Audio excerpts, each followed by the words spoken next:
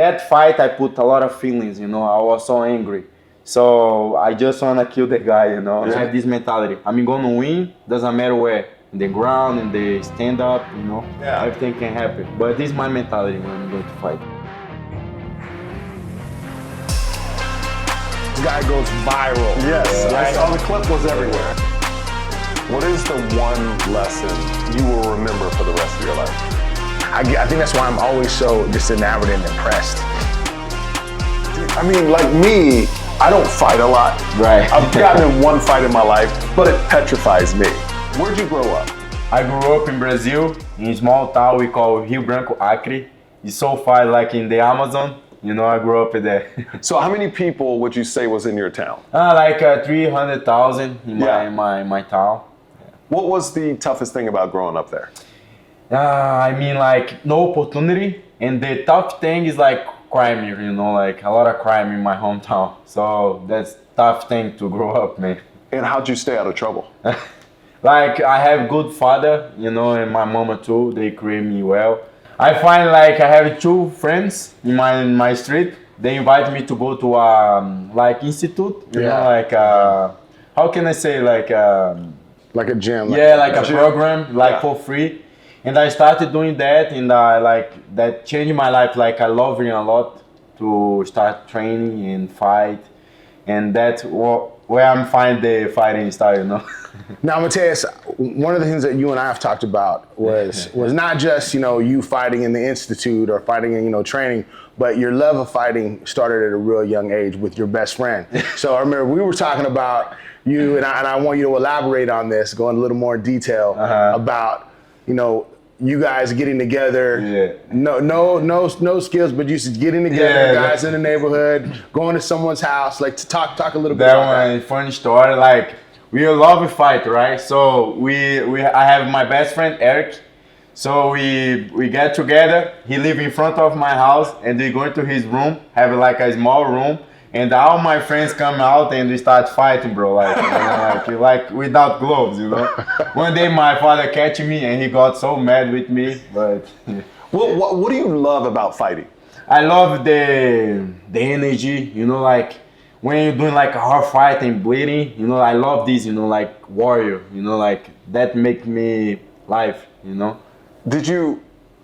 I mean, like me, I don't fight a lot. Right. I've gotten in one fight in my life, but it petrifies me. Like just getting hit in the face we talk to a lot of you fighters, and you just enjoy that feeling of like just the battle. Yeah, it's not just about going fight, you know, about everything around, you know, like inside the cage, where they create the real warrior, you know, like I feel that, you know, that's crazy.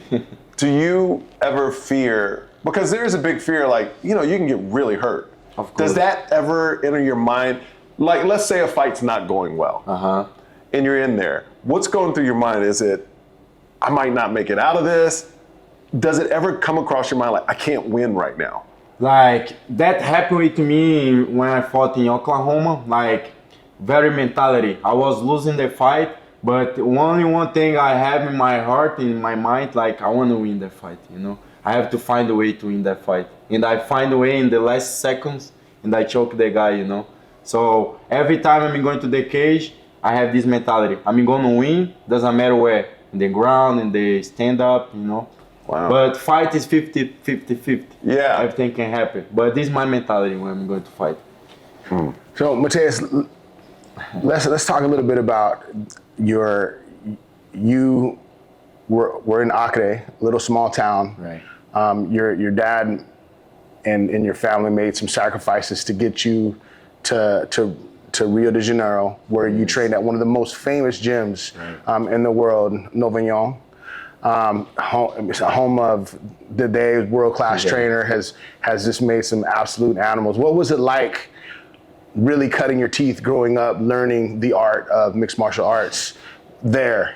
Yeah, like in my hometown, so it's so small. We don't have like very high level train, and I come from a poor family. You know, my father don't have a lot of money, but he doing sacrifice to me to bring me to Rio de Janeiro. You know, so that time we had the opportunity to go there, and I went there like like long time ago with my first coach, Bodão.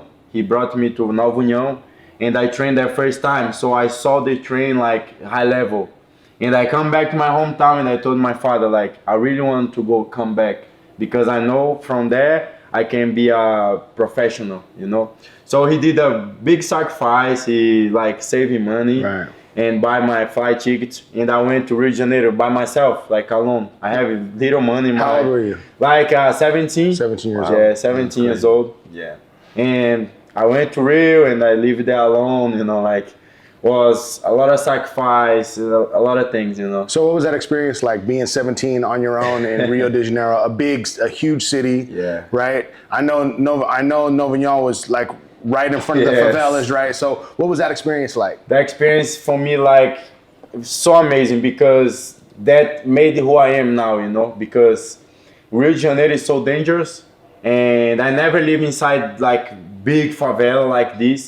So when I went there, I arrived in Rio, I saw Coach there in the street and I asked him, Coach, can I train in Nova União? And he said, yeah, come tomorrow. And I had one friend, he lived in the Morro Azul, and we started living in that favela, very poor, brother, you know. So that experience is amazing for me, man, like changing my life, you know, like made me who I am, you know, because I feel inside like a lot of lions and I'm a little lion, you know. Yes, like a cat, you know. Like, Right. Yeah, so we have to survive to be a lion, you know. Yeah. When did you know you were good at fighting? When you were like, this could be a career? Like, for us fighter, like we never know if you are good, you know, we have a lot to improve. So showing my fights, you know, so oh shit, like I knock out the guy, so I have a good career, and we start thinking, yeah, I'm good, you know. Like, Do you remember your first knockout and who it was against? yeah, I knock out one guy in Rio de Janeiro in my second fight in Shoto Brazil. I knock out the guy in the body shot, and it was an amazing feeling. But that fight is not just a fight because in that fight I lost my father like a month ago. You lost in COVID. Yes, right? in the COVID. So in that fight I put a lot of feelings, you know. I was so angry. So I just want to kill the guy, you know. Yeah. And how was that whole experience about losing your father but still having to fight? Were you fighting for him then? Yes, since a kid I fight to change one day my family's life, my life, you know. So my father for me is my best friend, my big like supporter, and I lost him in the pandemic, and it was very tough moment for me in my career because I want to give up. And my mama came to me and told me like, you cannot give up because that's your dreams. If you give up, no make sense anymore, son. So she like give me push, you know, and I told okay. And I left to Rio again, but without nothing, you know. That part of my career was very tough because my father was my supporter. He gave me money to eat, little money, but he gave me everything. And I left by myself, you know. And I have to take care of my mama too. So that part of my career was very tough. That I like to say, like when God tests me, you want this for your life, you know. And I keep it going until come to Vegas and everything goes on, you know, like. What is the one lesson your dad taught you that you will remember for the rest of your life?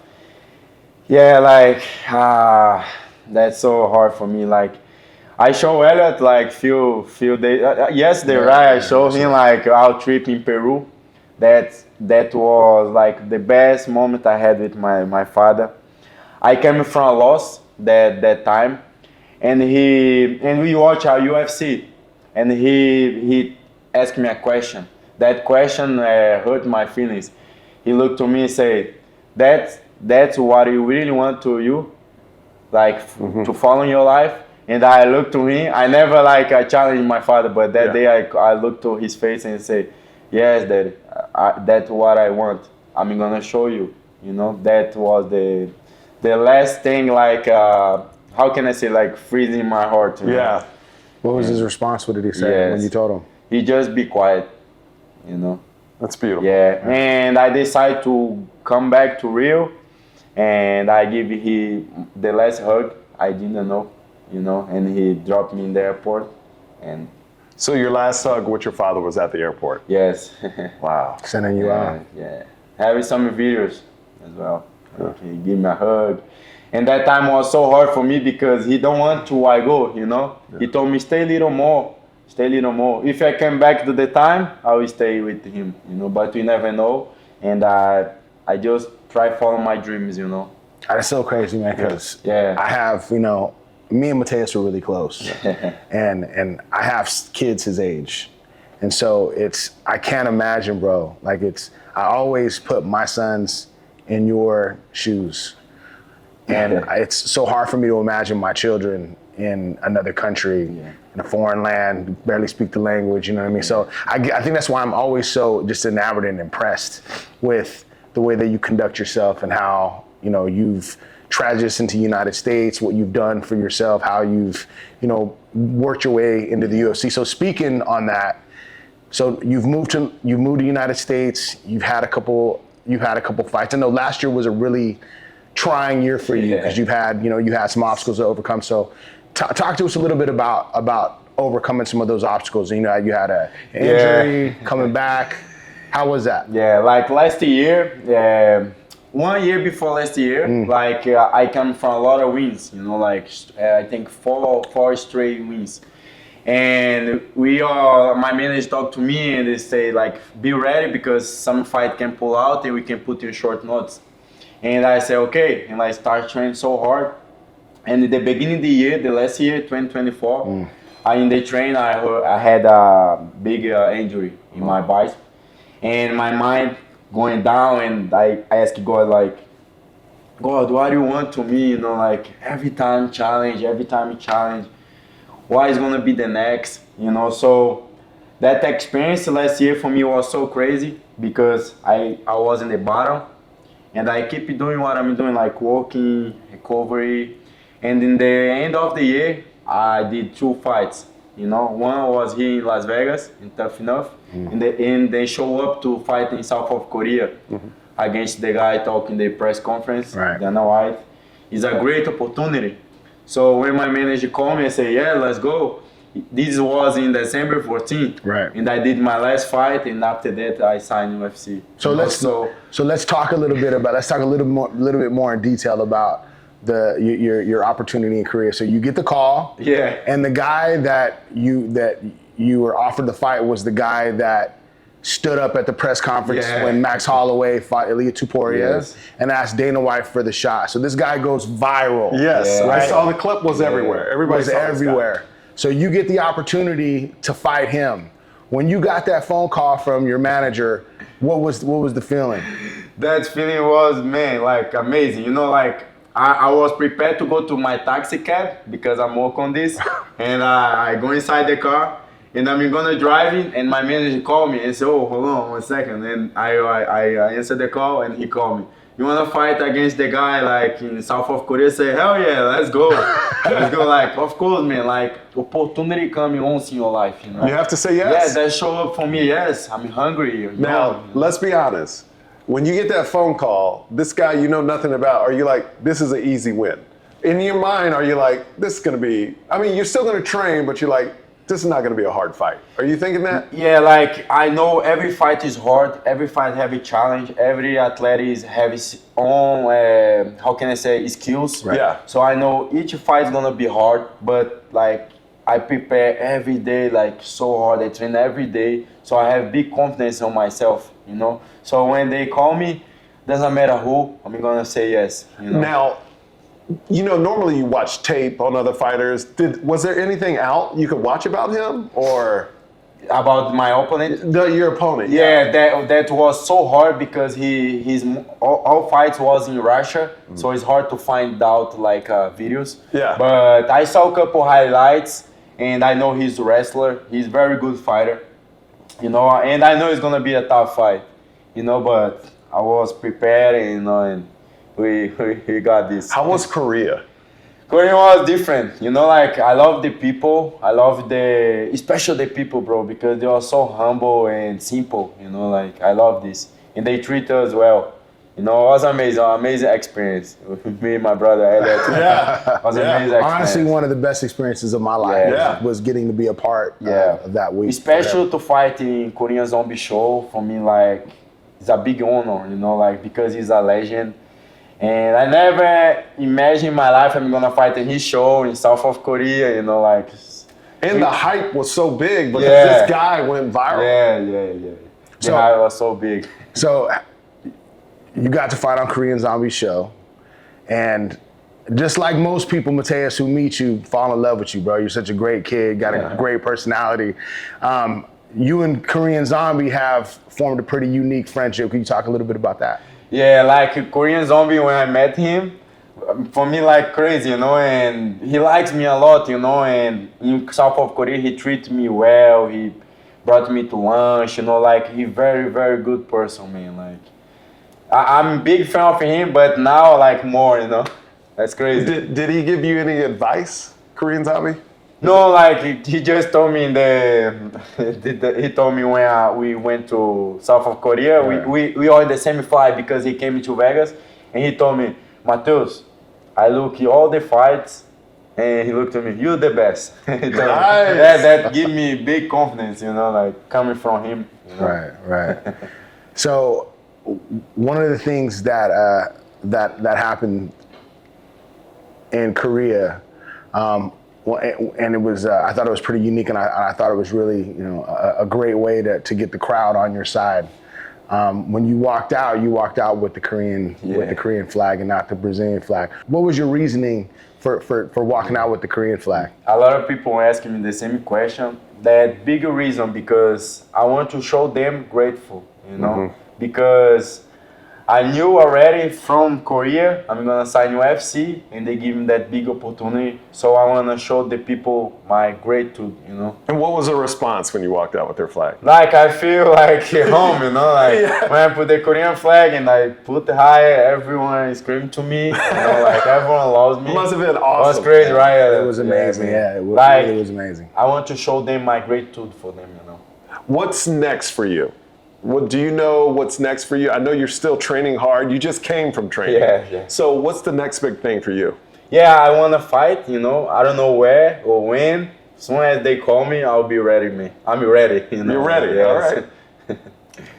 What about in your personal life? What's next? Anything that you want to accomplish personally? You know, travel, go back home to see mom, and go to see mom and your brother. Anything with your wife Evie? Any trips you want to take? Yeah, like I have big dream, like to bring my mom to America. You know, my mom and my brother, so we can travel. Me, her, and my wife. You know, we can travel. You know, so that's my big dream, my big goals. You know, for this year as well. Nice. Yeah. Do you think on a big fight week, are you the type of person that would bring your mom, your brother, and your wife, or you just like to be focused by yourself? Yeah, like in my week? fights, like I like to be focused. You know, like I'm going to war. Yeah. I don't bring my family. You know, just my soldiers. You know. I love it. I love it. You know? And who are your soldiers? Yeah, my coach, my brother, like that. I love it. My manager, you know. Well, thank you so much, man. Thank you guys for the opportunity. We really opportunity. appreciate it, man. Thank you guys. And I love this, man. All the best. You're such a great guy. I mean, Elliott told me how great you were, but we just want to see you be a champion and achieve everything. Thank you, my brother.